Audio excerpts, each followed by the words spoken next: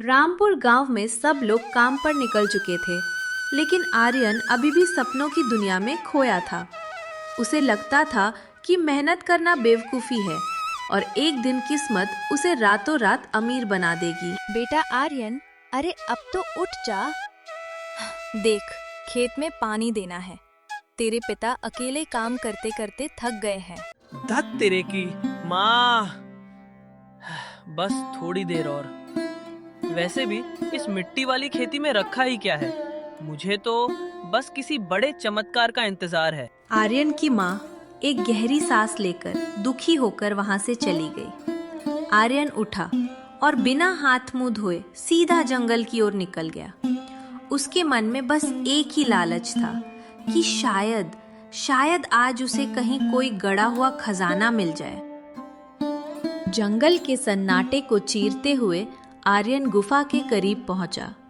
वहां का नजारा किसी पुरानी दास्तान जैसा था। आर्यन की आंखें फटी की फटी रह गईं। घरे से निकलती वो जादुई रोशनी साफ कह रही थी कि ये कोई मामूली बर्तन नहीं है। प्रणाम बाबा। क्या इस घड़े में सोने की अशर्फियां भरी हैं? आप इस घने जंगल में इसे अकेला छोड़कर क्यों बैठे हैं? पुत्र, लालच की आंखें सिर्फ पीतल और सोना देखती हैं, पर ये घड़ा अफसरों का खजाना है। ये तुम्हारी किस्मत बदल सकता है, पर तभी जब तुम इसके लायक हो। शर्त? मैं हर परीक्षा के लिए तैयार हूँ बाबा, बस बताइए मुझे क्या करना होगा। सावधान, इसे लेकर तुम्हें सूर्यगढ़ की दुर्गम पहाड़ियों तक जाना होगा। याद रखना, अगर ये मिट्टी का घड़ा जमीन को छू गया तो तुम्हारा भाग्य हमेशा के लिए टूट जाएगा। और हाँ, रास्ते में कोई मदद नहीं मिलेगी। क्या तुम अपनी मेहनत पर भरोसा करोगे? दोपहर ढल रही थी, सूरज आग उगल रहा था और जमीन भट्टी की तरह तप रही थी। आर्यन का बुरा हाल था।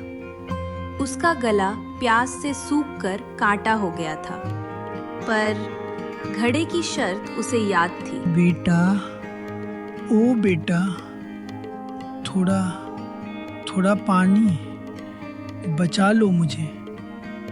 प्यास से मेरी जान निकल रही है। सिर्फ एक घूंट। क्या करूं? अगर मैंने इसे पानी पिलाया और साधु की शर्त टूट गई तो?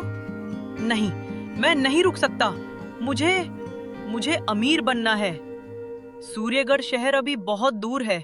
मुझे माफ कर दो बाबा। आर्यन ने एक गहरी सांस ली। उसने अपनी आंखें बंद कर ली ताकि वो उस बूढ़े आदमी की बेबसी न देख सके, और वो घड़े को कसकर पकड़े तेज कदमों से आगे बढ़ गया। आर्यन आगे तो बढ़ गया, लेकिन उस बूढ़े आदमी की वो कांपती आवाज और प्यास से तड़पता चेहरा उसके कानों में अब भी गूंज रहा था। क्या उसने सही किया? आर्यन ने घड़े में देखा, उसमें थोड़ा सा पानी था। उसने अपना आलस छोड़ा और पास की नदी से घड़ा भरकर लाया और उस आदमी को पानी पिलाया। जैसे ही उस आदमी की प्यास बुझी, घड़े के पेंदे में अचानक चांदी के सिक्के खनकने लगे। आर्यन हैरान रह गया। आर्यन आगे बढ़ा तो देखा कि एक बड़ा पत्थर गिरने से रास्ता बंद हो गया है।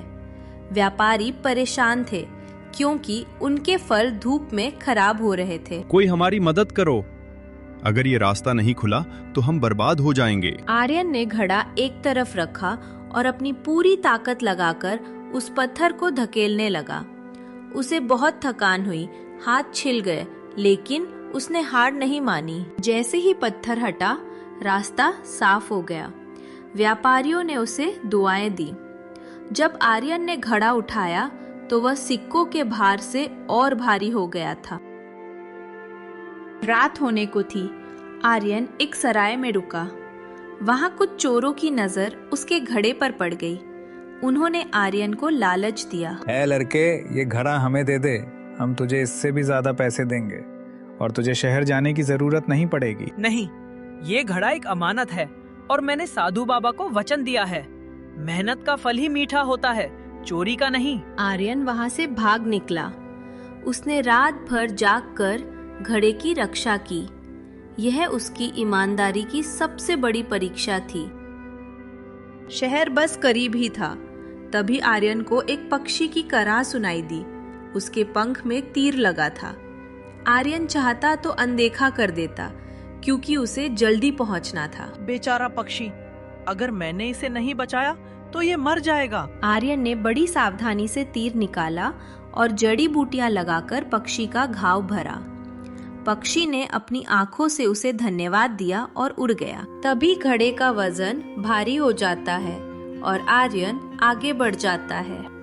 चलते चलते आर्यन एक ऐसी गुफा के सामने पहुंचा जहां जमीन पर बेशकीमती रत्न बिखरे थे। उसे लगा कि अगर वह इन्हें उठा ले तो उसकी गरीबी पल भर में दूर हो जाएगी। लेकिन उसे याद आया कि उसका लक्ष्य मेहनत का खजाना है, ना कि चोरी का। ये धन मेरा नहीं है, जो बिना मेहनत के मिलता है वो टिकता नहीं। मुझे अपने घड़े और अपने इरादे पर भरोसा रखना चाहिए। जैसे ही आर्यन ने उन रत्नों को छोड़कर आगे बढ़ने का फैसला किया, वे रत्न अचानक गायब हो गए और वहाँ सुंदर फूलों की खुशबू फैल गई। अचानक घड़ा पहले से और भारी हो गया। फिर आर्यन आगे बढ़ गया। रात गहरी हो चुकी थी और आर्यन को जल्दी पहुंचना था। तभी उसे एक बूढ़ी औरत के रोने की आवाज सुनाई दी। वह अपना रास्ता भटक गई थी और बहुत डरी हुई थी। माँ जी, आप रोइए मत, मैं अपनी मंजिल पर बाद में चला जाऊंगा। पहले मैं आपको आपके घर छोड़ देता हूँ। आर्यन ने बूढ़ी औरत का हाथ थामा और उसे धीरे धीरे उसके गांव की ओर ले गया। मदद करने के बाद जब आर्यन वापस लौटा तो एक चमत्कार हुआ। इस बार घड़े में से कोई रोशनी नहीं निकली, बल्कि अचानक घड़े के अंदर से बहुत ही मीठी बांसुरी की आवाज आने लगी। उस आवाज को सुनकर आर्यन आश्चर्यचकित हो गया और आगे की ओर बढ़ गया। मंजिल अब बस एक पहाड़ दूर थी, लेकिन सामने एक गहरी नदी थी और पुल टूटा हुआ था। आर्यन बुरी तरह थक चुका था। उसे लगा कि अब वह आगे नहीं बढ़ पाएगा। मैं हार नहीं मान सकता। अगर मैं यहाँ रुक गया तो मेरी सारी मेहनत बेकार जाएगी। मुझे इस घड़े को सही सलामत पहुँचाना ही होगा। आर्यन ने हिम्मत जुटाई। वह थका हुआ था, लेकिन उसने अपनी पूरी ताकत लगाकर उस भारी पेड़ को धीरे धीरे घसीटना शुरू किया। यह बहुत मुश्किल काम था। वह घंटों तक मेहनत करता रहा, पसीने से तरबतर हो गया। अंत में उसने पेड़ को सही जगह पर रख दिया। पेड़ अब खाई के ऊपर एक स्थिर, सुरक्षित रास्ते जैसा लग रहा था। जैसे ही आर्यन ने उस पेड़ के सहारे खाई पार की, उसने देखा कि उसके घड़े का मिट्टी वाला रंग अब धीरे धीरे चमकते हुए पीतल जैसा दिखने लगा है। यह उसकी मेहनत का फल था।